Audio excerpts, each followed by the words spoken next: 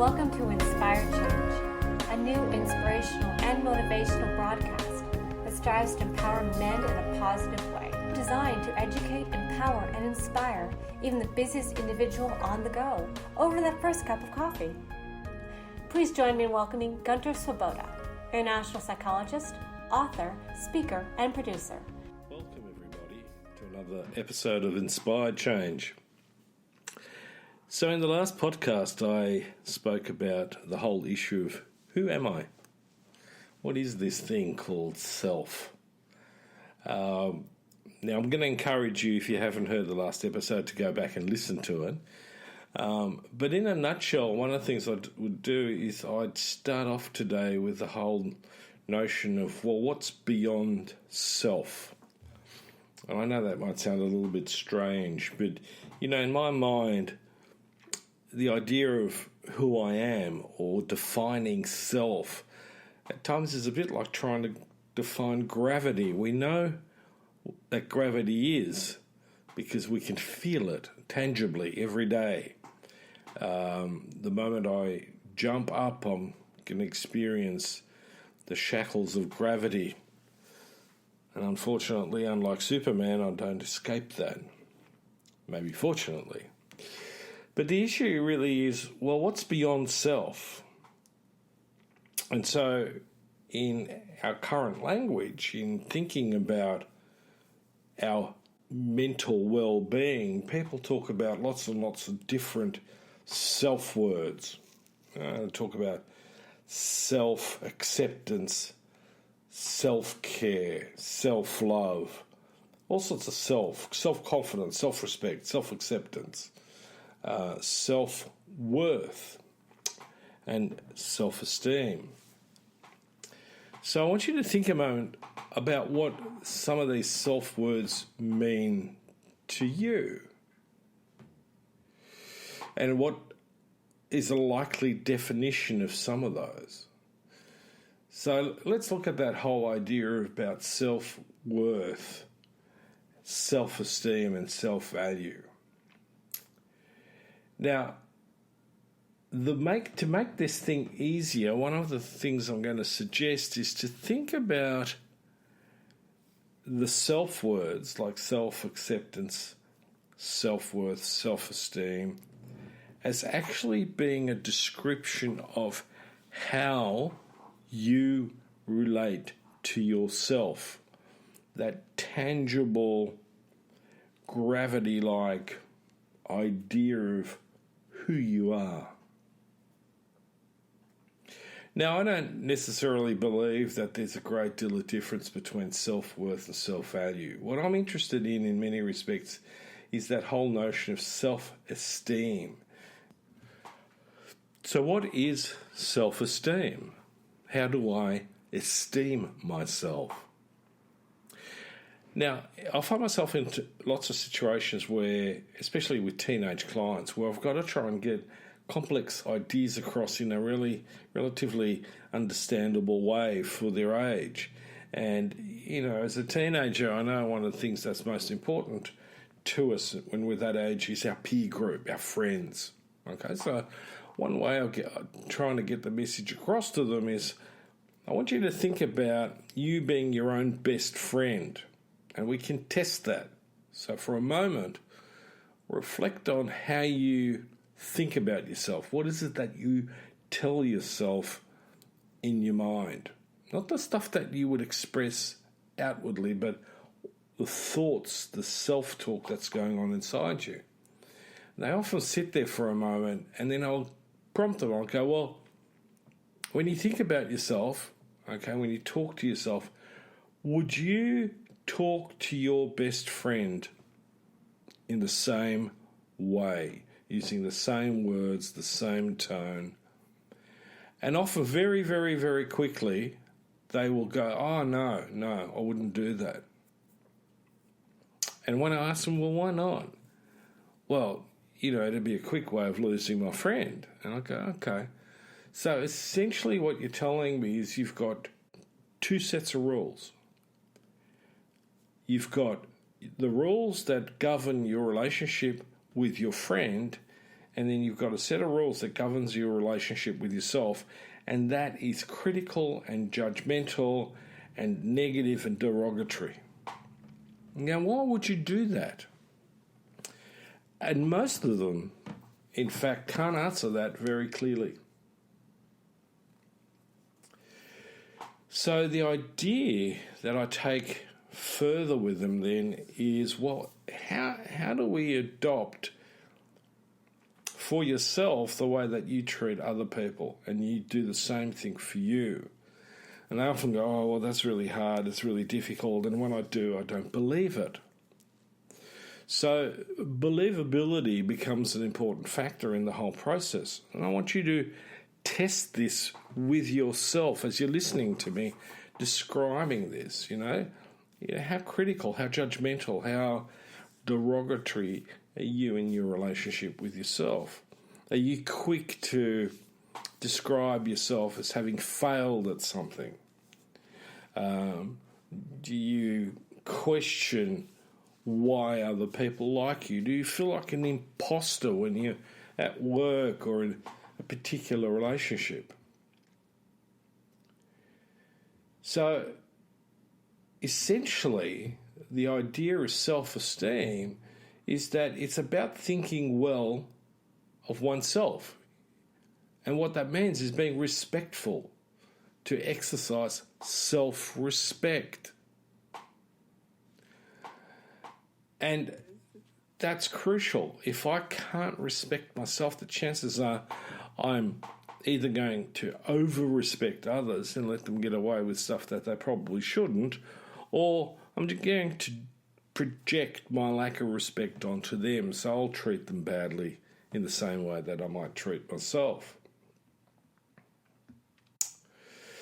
So if we're going to talk about self-esteem, we also then need to talk a little bit about self-worth and the whole idea about what's self-worth about.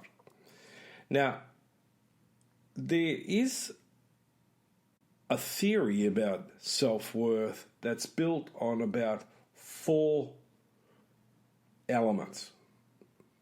One is ability, the second is effort, the third is performance, and the other one is self-worth, which is sort of almost redundant in that sense. So I'm going to be a little bit critical about this.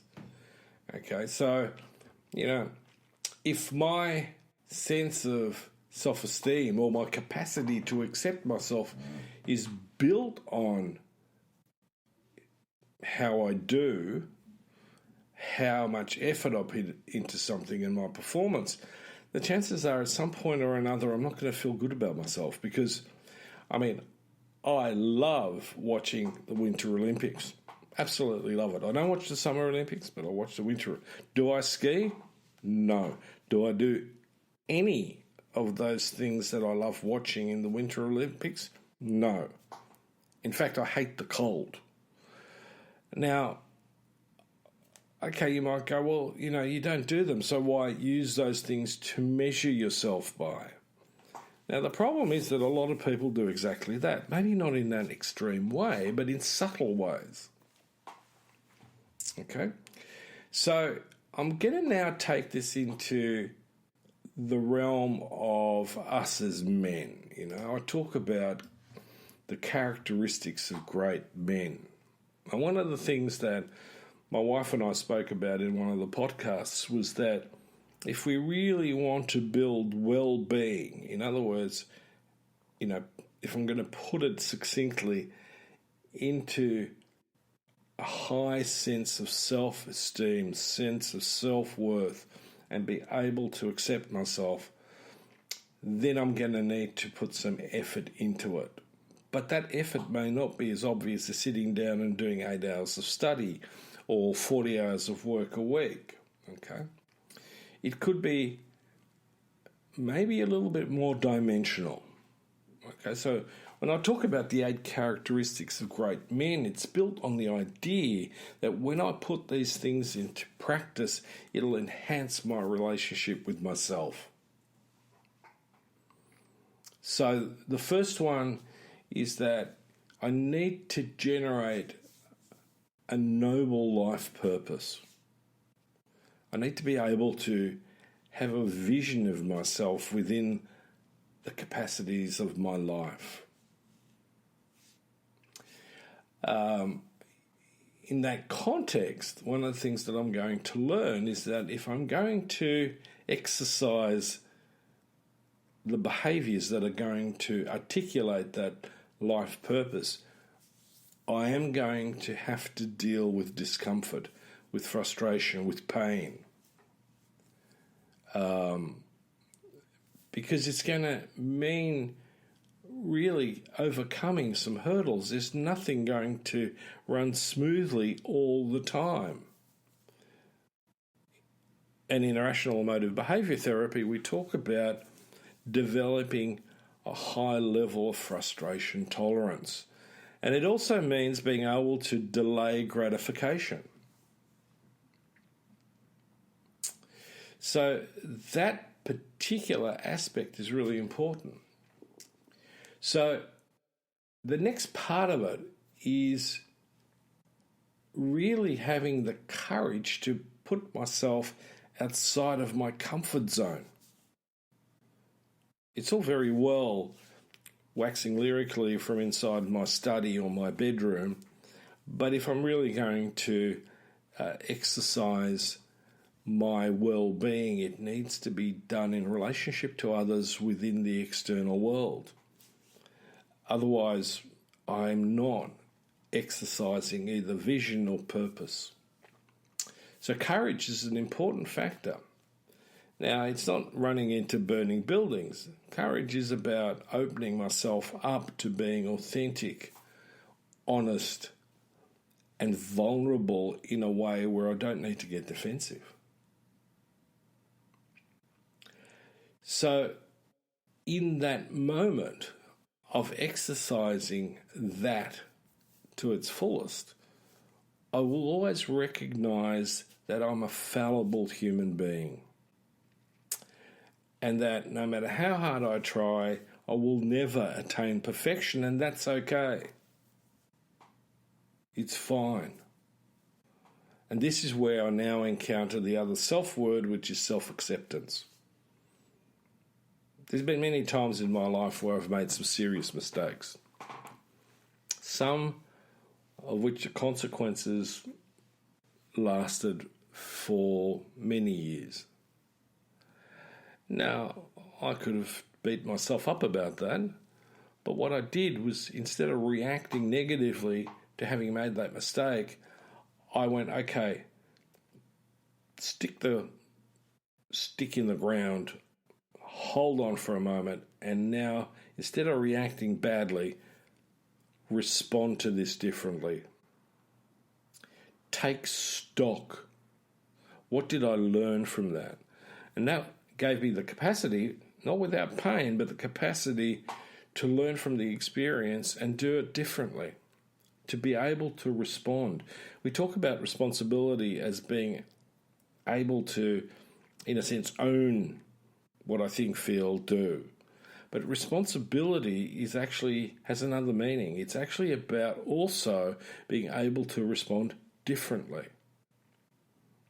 It's that cornerstone that I talk about in the 3 pillars of self-awareness, flexibility, and resilience. I'm able to adapt to the different circumstances that I'm facing. So, in this context, I want us to think about that whole relationship between self-esteem, self-respect, and the characteristics that I need to grow as a human being. So again, the reference point is, what am I aware of in myself? Am I flexible enough to be adaptable to different circumstances and therefore become resilient? And the idea is that I'm not going to be able to grow as a human being unless I am in relationship with somebody else and or my environment and be tested by it. Don't wrap yourself up in cotton wool. Similarly, parents, don't wrap your children up in cotton wool.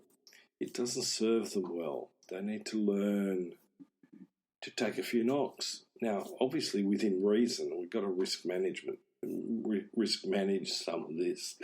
I just had a flashback to one of my children around that idea, but anyway, I won't go into that right now. So, the idea here is really building, in a sense, a bank, an investment from which I can draw that tells me that I'm actually okay, even when something doesn't work or a relationship breaks up or, the job's not going the way that I want to. As long as I take ownership for my part in this, we're going to be okay. So the idea is ultimately then emerging into a place where I have unconditional positive regard for myself. Now, again, I can challenge that a little bit, that phrase. Okay, so I just have unconditional regard. It doesn't necessarily need to be positive, because there's times when I go, hang on a minute, screwed up here. Yes, it's a judgment, but it's a necessary one from which I can learn. If I don't learn anything from it, we're in trouble. So over the next couple of podcasts, I want to explore this further. I want to unpack it. And I was even thinking about, giving you guys an opportunity to do some exercises around that, to think about how you can increase your self-understanding. All right? Now, for the time being, the challenge to you is to simply spend some time reflecting on it. Sit, meditate on this. How is my relationship with myself? Is it the way that I would treat my best friends, my loved ones? Or is this something very different? Is my relationship with myself based on judgments? Are those judgments in fact accurate? Are they logical, objective? Are they definable? Are they rational? Again, let me come back to rational motive behavior therapy, wherein we talk about irrational beliefs, most of which are about ourselves. So before I wrap it up, I just, again, want to challenge you. Get out there, think about it. If you guys are really want to take it to another level, why not sit down with a good friend and actually chew this over? Talk about how it is that you think about this. Listen to what they've got to say about this. Are they going to share with you what they're really thinking and feeling about that whole topic? I think if we can do that, if we can be more transparent with one another, we're going to grow all the more and all the better for it. I always need to encourage men to open up to each other. We need to be part of a strong network. And this is a good way to bringing that into fruition. So until next time, have a good week and play around with these ideas, because I'm going to challenge you some more, because I want you to inspire change in yourself and also those around you. Until next time, this is me signing off. Thank you for listening to Inspire Change with Gunter. Gunter Showrunner does individual and group coaching for men looking to grow. For more information on this and the global Making Good Men Great movement, check out goodmengreat.com to get into contact. If you have a topic for the show or would like to be a guest on the air, please email producers at miranda@nourishment.com.